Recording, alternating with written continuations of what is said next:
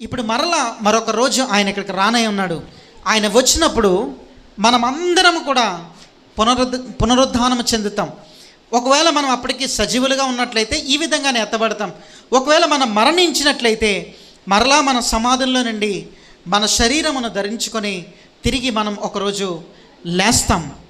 లేచినప్పుడు ఇక్కడ ఒక మాట వ్రాయబడి ఉంది కదా, తర్వాత క్రీస్తు వచ్చినప్పుడు ఆయన వారు బ్రతికింపబడుదురు. ఇక్కడ ఉన్న అర్థం ఏంటంటే, ఆయన వారు బ్రతికించబడతారంటే ప్రతి ఒక్కరూ కూడా ఆ శరీరమును ధరించుకొని లేస్తారు.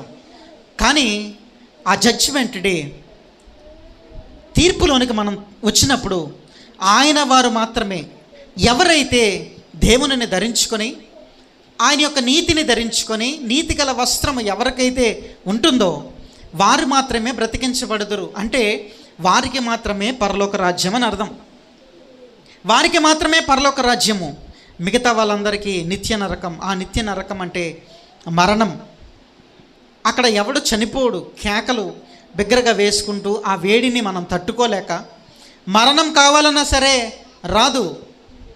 అలాంటి పరిస్థితిలో నిత్య నరకంలోనికి త్రోయబడిన వారందరూ కూడా వారి గురించి రాయబడలేదు, కానీ ఆయన వారు బ్రతికింపబడుదురు.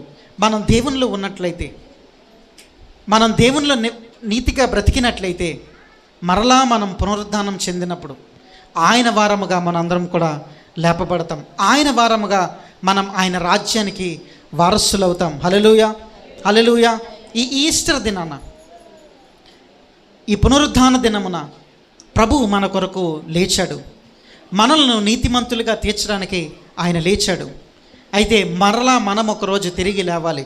ఆ పునరుద్ధాన అనుభవం నీకు నాకు కూడా దేవుడు అనుగ్రహించబోతూ ఉన్నాడు. ఆ దినాన నీవు నేను పునరుద్ధానము చెందినప్పుడు ఆయన వారముగా మనం లేపబడుదుము గాక. ఆమేన్.